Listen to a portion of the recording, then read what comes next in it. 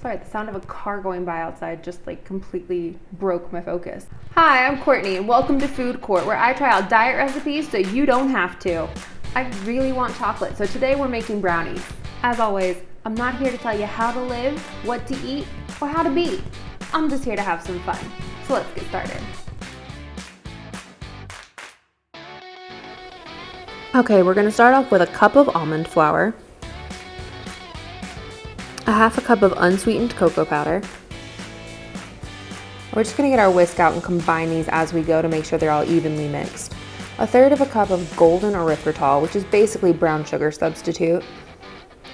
A third of a cup classic erythritol, and whisk all that together. A teaspoon of baking powder. A half a teaspoon of salt.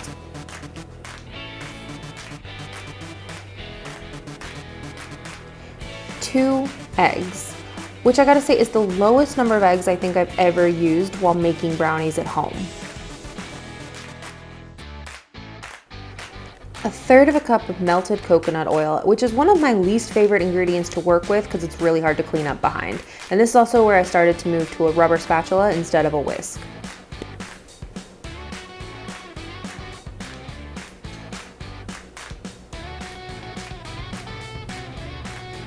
1 tablespoon of olive oil, and it's still kind of looking dry at this point, but you can't judge an end result you haven't seen, so I'm gonna wait until I actually taste it to say I've got a dry brownie instead of a fudgy one. I'm gonna move that to a parchment paper lined 8-inch pan and get it pressed evenly out all the way into the corners.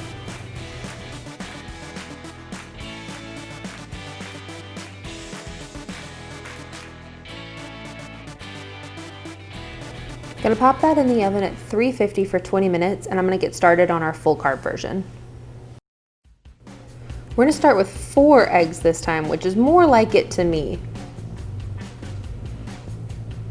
And if you have a stand mixer, you can use that, or a hand mixer to just beat them until there's a lot of air in the eggs.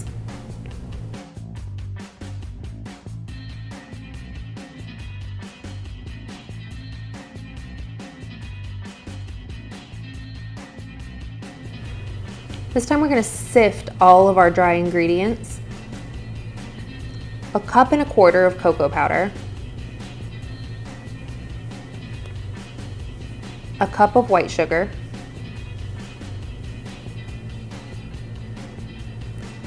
A cup of brown sugar. And okay, I tried to sift this one too, but I live in a really humid place and it was storming, so it just was too wet to go through.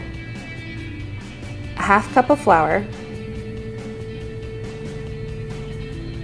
A teaspoon of salt, and then get in there with your rubber spatula and start folding. This recipe came from Good Eats, which was my favorite thing to watch in the middle of the night in middle school. Alton Brown basically invented the format people use now for irreverent, nerdy, and direct-to-camera content.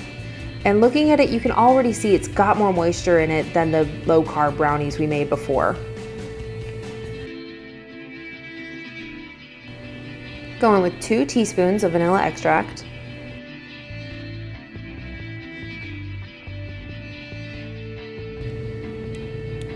And now we're gonna add 2 sticks, that's 1 cup or 8 ounces of melted butter, and fold it all in. And by the time we're done, not a single bit of that powder should still be dry.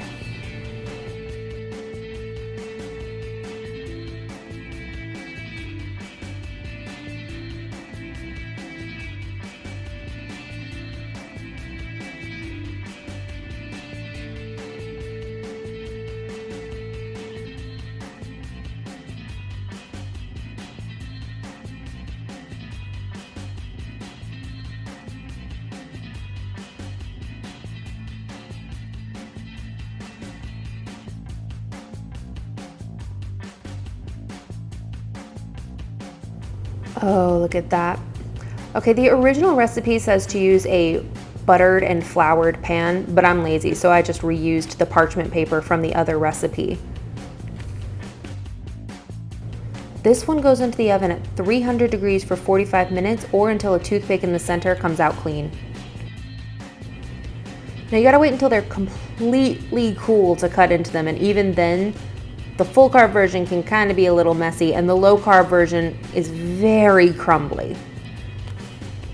Now you can see that they're less than half the calories, but they have a lower fat content in addition to that lower carbohydrate content, and I'm pretty sure that's why they're crumbly instead of fudgy. You can see that the fiber content's really not that different, but the carbohydrate content is, meaning that almost all of the carbs from the brownies on the right came from the sweeteners.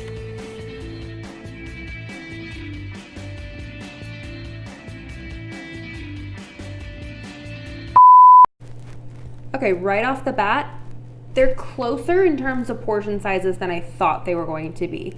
I honestly thought when I was putting the low carb one into the pan that they were gonna come out like this big. All right, this is my low carb one right here. Okay, this is my big problem with several of the recipes that I've made in the past few weeks that involve sugar alcohol. You taste the sugar alcohol first. These brownies taste like erythritol with a side of chocolate. They're not bad. What I'm saying is you don't get the full SpongeBob old man screaming chocolate, okay? What you get is kind of a dry texture and the aftertaste of chocolate. Also, I'm not here to like crap on anybody's recipes because, you know, I didn't write them. They took the time to do that for me and I'm too lazy to do it myself. But this recipe literally calls itself Fudgy Brownies. And these things are super dry. They're almost more cookie-like in texture than brownie-like. And I found that with several low-carb baking recipes. And here's my personal thought about it. Given that I'm not a nutritionist or a doctor, low carb does not mean low calorie. Low carb doesn't mean low calorie. That's a fact. That's not an opinion. Low carbohydrate means that you keep your net carbs low throughout the day in order to avoid a blood sugar swing. That's why ketogenic diets are for people who have issues with blood sugar control. They're not meant to be a fat melting diet. Now, I've tried a few different recipes where they just don't have enough liquid in it. And I think the reason that these things try to avoid having enough liquid is because it invariably adds calories. I mean, y'all saw in the Good Eats brownies where we put an entire cup of melted butter in, right? Those brownies came out like you want. This right here is fudgy. Yeah, they're sugary, but what you taste primarily is the cocoa powder. You taste a fudgy, chocolatey brownie. The keto brownies didn't give me that. Given that they're only 5 carbs per brownie, I'm still gonna have them as a snack. I'm not gonna throw them away.